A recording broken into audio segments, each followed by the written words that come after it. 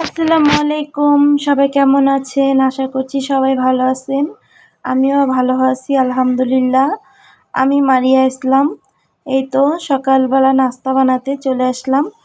স্বামী স্ত্রী মিলে। আপনাদের ভাইয়াও ভাবছিল, বলছিল দাও বাসায় আসছি আজকে ভেজে দিই। এই যে কাজে অনেকটাই আমাকে হেল্প করে মাঝে মধ্যে বাসা থাকলে।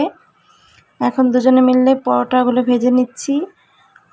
এই যে পরোটাটা একটু বেশি ভাজা হয়ে গেছে, তো আমি বললাম যে থাক সমস্যা নেই।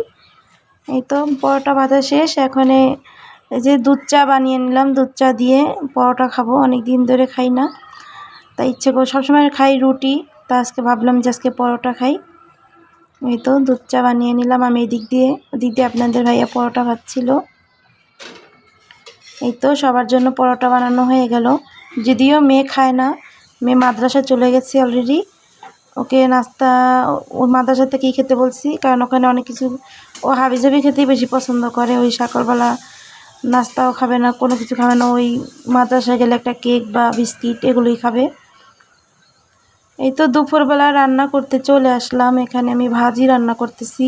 এই যে একটু আদা রসুন দিলাম, একটু হলুদের ফাঁকি দিলাম। এখানে আমি লাউয়ের চিল্কা ভাজি করছি। লাউয়ের চিল্কা ভাজি কিন্তু খুবই টেস্টি হয়, মজা হয়, আমরা সবসময় খেয়ে থাকি। তাই ভাবলাম না ফেলে দিয়ে এভাবে ভাজি করে নিলে খুবই ভালো হয়। এই তো ভাজিটা হয়ে গেছে, সবাই তো ভাজি পারেনি, এজন্য আর করলাম না। আর এদিকে আমি যে বিকালের জন্য নুডলস রান্না করব, নুডলসের জন্য পেঁয়াজ কাঁচামরিচ রসুন কুচি করে নিয়েছি। আর এখানে সস আর মশলা, টমেটো। আমি নুডলসটাকে সিদ্ধ করে নেব।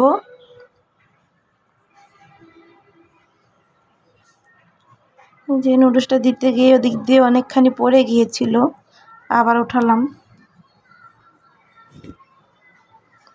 এদিকে আমার ভাজি রান্না হয়ে গেছে, এদিকে মাছ ভুনা করছি। আর এই চুলায় ডাল বসিয়ে দিয়েছি। এখানে অ্যাঙ্কার ডাল আজকে রান্না করব, গরম মশলা আদা রসুন দিয়ে বাটা দিয়ে। আর এই যে মাছ, কি মাছ যেন জানি না, একটা ইলিশ মাছের মতন চাপিলা টাইপের হবে, ওটাকে আমি কড়া করে ভেজে নিয়েছি। এটাকে টমেটো দিয়ে ভুনা করছি। আর ডাল আর ভাজি আজকে মেনু। এই তো মাছ ভাজা হয়ে গেছে, ভুনা কেমন হয়েছে জানাবেন। উপরে একটু ধনিয়া পাতা দিয়ে দিলাম। এইদিকে আমার নুডলসটাও সিদ্ধ হয়ে গেছে, এখন আমি চালনি দিয়ে চেলে নেব।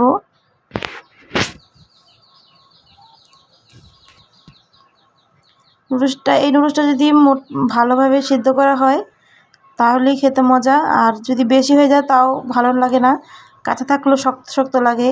এই যে আমি এরকম দেখতে হয়েছে। তারপর আমি পানি দিয়ে ধুয়ে নিয়েছি। এখানে একটা কড়াই বসিয়ে দিলাম, দিয়ে দিলাম তেল। তারপরে যে আমি যা কেটে নিয়েছি, মানে আমি সবাই তো নুডলস রান্না করে, আমি যেভাবে রান্না করি সেটাই শেয়ার করি আপনাদের সাথে। এই যে রসুন কুচিটা দিবেন। আমি রসুন কুচিটা দিই কারণ রেস্টুরেন্টে এভাবে রসুন কুচি দিয়ে থাকে। আমি অনেক জায়গায় খেয়েছি, কিন্তু রসুনের স্মেলটা যে অনেকটা থাকে, ভালোই পাই স্মেলটা। তার জন্য আমি ভাবলাম যে আমি রসুন দিয়ে পাকাবো, পরে একদম রেস্টুরেন্টের মতোই হয়। আপনারা ট্রাই করে দেখবেন। অনেকে আদা রসুন দেয়, আমি আদা রসুন দিই না, শুধু রসুনটা দিই। আর এই যে টমেটো আর পেঁয়াজ ভাজা হয়ে গেছে, এখন দিয়ে দিলাম একটা ডিম। আজকে নাস্তা অনেক বানাবো, বিকেলে আরেকটা নাস্তা বানাবো, কারণ ওদের বাবা বাসায়, তার জন্য একটা না কিছু একটা করে দিতে হয়, কারণ নিজের ইচ্ছে করে দিয়ে বাসায় থাকে। এই তো ডিমটাকে ভালোভাবে ভাজছিলাম আর বাইরের দৃশ্যগুলো উপভোগ করছিলাম। আমাদের রান্নাঘরের থেকে একদম বাগানটা খুবই সুন্দর লাগে। এই যে এই যে মশলাগুলো আমি দিয়ে দেবো এখন, 3টে মশলা।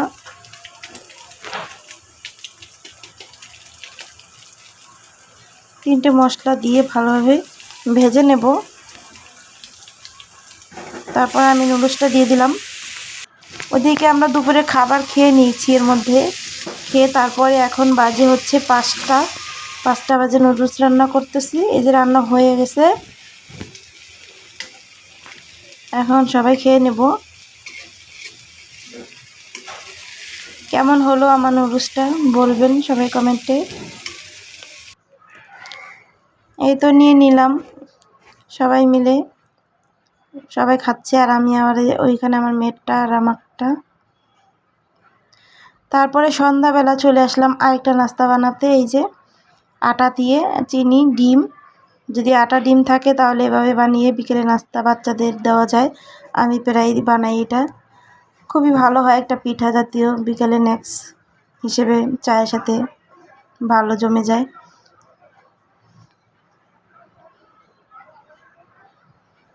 যে লাল লাল করে ভেজে নেব। এই তো ভাজা হয়ে গেছে, সবাই মিলে খেতে বসে পড়লাম, ওদের বাবাকেও দিলাম।